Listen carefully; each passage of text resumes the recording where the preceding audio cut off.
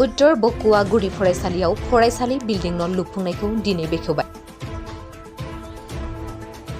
22 नं कक्लाबारि बियाबनि सिङाव थानाय उत्तर बकुवा गुदि फरायसालियाव फरायसालि बिल्डिं न' लुफुंनायखौ बेखेवबाय MCLA मन्ट बर'आ। 1982 मायथाइयाव गायसनजादोंमोन उत्तर बकुवा गुदि फरायसालिया। 1982 मायथाइयाव गायसननायनि उननिफ्राय फरायसालि बिल्डिं न' मोनफेराखैमोन उत्तर बकुवा गुदि फरायसालिया। दिनै प्रमोद बर' सरकार फैनायनि उनाव उत्तर बकुवा गुदि फरायसालिया फरायसालि बिल्डिं न' मोननो हादों। खौरांनि गेजेरजों MCLA मन्ट बर'आ मा फोरमायखो आबुङै मिथिना लानि।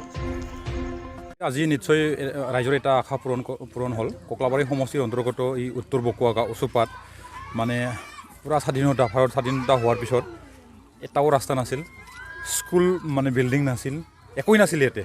এতিয়া আমি সন্মানীয় প্ৰমোদ বড়ো ডাঙৰীয়াই চৰকাৰ গঠন কৰাৰ পিছত আমি ইয়ালৈকে উত্তৰ বকুৱালৈকে অহা ৰাস্তাটো আমি দিলোঁ। এতিয়া এটা আজি মই শুভ উন্মোচন কৰিলোঁ উত্তৰ বকুৱা LP স্কুলৰ যি মডেল বিল্ডিং 27 লাখৰ আজি এটা বিল্ডিং আমি উন্মোচন কৰিলোঁ। সেই দুটা বস্তুটো কমপ্লিটলি আমি 3 বছৰৰ ভিতৰতে আমি কৰিব পাৰিলোঁ। ইয়াৰ পৰা আমি আশা কৰোঁ আৰু এই অঞ্চলৰ কাৰণে আৰু বিশেষ আমি কিবা কৰিব পাৰোঁ নেকি। ৰাস্তাটো এক খাজা আৰু অলপ ৰহি আছে, য'ত নেকি ফুলকামুৰী লিং ৰোড ফুলকামুৰীলৈকে যাই পায়, এতিয়া মচুলপুৰ যাই পায়।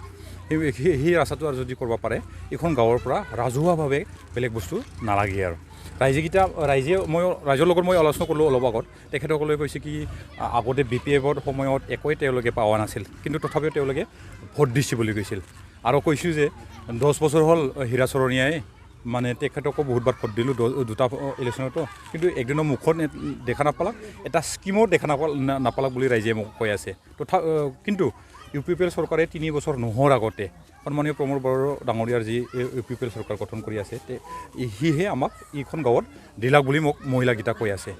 ইয়াৰ পৰা সেইটোৱে বুজা যায় যে আমি সঁচাকৈ আমি এতিয়া পাৰ্টি দলখন কেনেকৈ নিব লাগে বা ৰাইজে কেনেকৈ আশীৰ্বাদ দিব লাগে, কাক নিৰ্বাচন কৰিব লাগে ৰাইজে, ইয়াৰ কাৰণে এটা ভাবাৰ কাৰণে এটা সময় আহিছে বুলি মই ভাবোঁ। আৰু নিশ্চয়কৈ ৰাইজে আমাক সহযোগ কৰি থাকিলে আমি যদি কণ্টিনিউ চৰকাৰটো গঠন তেনেকুৱা যাই থাকিব পাৰোঁ। যিহেতু মই ৰাজনীতিৰ কথাটো বেছি নকওঁ বা ৰাজনীতিৰ ভাষাটো মই নাজানো, এজন ছাত্ৰ নেতা হিচাপে সমাজখন আগুৱাই নিয়াৰ কাৰণে যিখিনি পৰিৱেশ সেই পৰিৱেশটো দিয়াৰ কাৰণে মই অহৰহ চেষ্টা কৰিম। আৰু অলপ আমি প্ৰমোদ বড়ো ডাঙৰীয়াৰ লগত থাকি সেইখিনি অলপ হ'লেও পাৰছোঁ বুলি মই আশা কৰোঁ। পথদলং উন্নয়নৰ লগতে শৈক্ষিক ক্ষেত্ৰখনো বিটাৰ চৰকাৰে গুৰুত্ব প্ৰদান কৰে। হয় নিশ্চয়।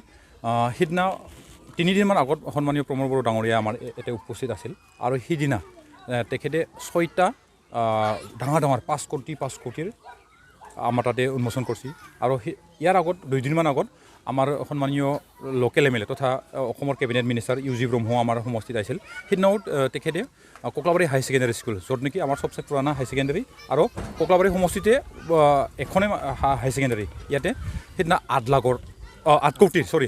কোটিৰ সিদিনা উন্মোচন কৰি গেলাক। ইয়াৰ পৰা আমি বুজা যায় যে আমি BTC অঞ্চলৰ কাৰণে যিখিনি ডেভেলপমেণ্টৰ বাদেও শৈক্ষিকভাৱে আমি যিমানখিনি চেষ্টা কৰি আছোঁ সেইটো নিশ্চয়কৈ শিক্ষাৰ দিশত যেনেকৈ সিদিনা 8 কোটি দিলাক। আৰু পৰহি মই বৰপামু ভালমানৰ ভিতৰত এটা মডেল স্কুল একে টাইপত স্কুল উন্মোচন কৰিলোঁ, আজি কৰিলোঁ, আৰু 3টা আৰু আছে।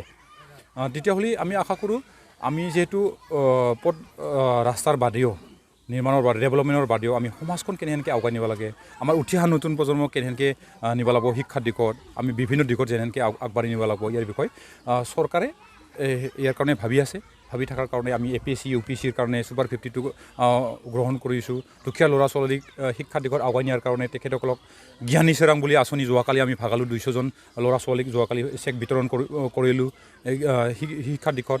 আৰু শিক্ষা পঢ়ি থকা পৰিয়ালৰ যোনে দুখীয়া তেখেতসকলকো অঞ্চাই বিথাংকি বুলি নাম এটা আঁচনি দি আমি অঞ্চাই বিথাংকি দি দুখীয়া পৰিয়ালক য'ত নেকি পঢ়া ল'ৰা ছোৱালী আছে তেওঁলোককো আমি সহযোগ কৰি আছোঁ। ইয়াৰ বাদে অন্যান্য বহুত স্কিম আছে যি স্কিমক আমি দুখীয়া পৰিয়ালৰ কাৰণে একেবাৰে ভিতৰলৈকে গাঁৱলৈকে যাব পাৰিছোঁ বা নিব পাৰিছোঁ। সেইকাৰণে আমাক ৰাইজে সহায় বা আমাক আশীৰ্বাদটো দি আছে। আমি উত্তৰ বকুৱা প্ৰাথমিক বিদ্যালয়ৰ অন্তৰ্গত সমূহ ৰাইজ আজি বৰ সন্তোষ প্ৰকাশ পাইছোঁ, কাৰণ আমাৰ UPPL চৰকাৰৰ অধীনত আমাৰ উত্তৰ বকুৱা প্ৰাথমিক বিদ্যালয়লৈ ইমান ডাঙৰ এটা গ্ৰেণ্টি আমাৰ বিদ্যালয়খন ভালদৰে চলাই নিয়াৰ কাৰণে সুবিধা দিছে। আজিৰ পৰা আমাৰ এই বিদ্যালয়ৰ ছাত্ৰ ছাত্ৰীসকল আৰু অভিভাৱকসকলৰ এখোজ আৰু মনোযোগ আগবাঢ়িব। চৰকাৰী স্কুলৰ প্ৰতি আগ্ৰহ কমি যোৱাৰ কাৰণে এই বিদ্যালয়ত ছাত্ৰ ছাত্ৰী কিছু কমিছিল, 35 আছে আৰু আজিৰ পৰা এইখন বিদ্যালয়লৈ অভিভাৱকসকলেও ছাত্ৰ ছাত্ৰী দিয়াৰ কাৰণে আগ্ৰহী হ'ব বুলি আমি অনুভৱ কৰিছোঁ। এইখন প্ৰাথমিক বিদ্যালয়ে 2023 চনৰ যি গুণোৎসৱ তাতেও A+ পাইছিলে। এইবাৰ যিটো 24 চনত অলপতে হৈ গৈছে এইটোতো A+ পাইছে। কিমান চনত স্থাপন কৰা বিদ্যালয়খন?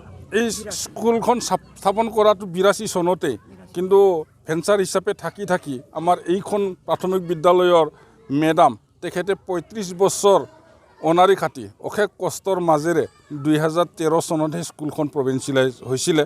তথাপিও এই মেডামে ভাগৰি পৰা নাছিলে, তেখেতে এৰি দিয়া নাছিলে। তেখেতৰ চেষ্টাত বহুত ছাত্ৰ ছাত্ৰী বেলেগ বেলেগ চাকৰিত বহুত নিয়োগ হৈছে। তেখেতে এতিয়াও কিন্তু নিজৰ টকাৰেও খৰচ কৰি ইয়াতে কিন্তু শিক্ষক শিক্ষয়িত্ৰী নিয়োগ কৰি লয়। তেখেতৰ BTR চৰকাৰেতো তেখেতৰ আগ্ৰহ আৰু আমাৰ উত্তৰ বকুৱা প্ৰাথমিক বিদ্যালয়ৰ অন্তৰ্গত ৰাইজৰ যিটো অভাৱ সেইটো বহুতখিনি পূৰণ হোৱা বুলি আমি ভাবিছোঁ।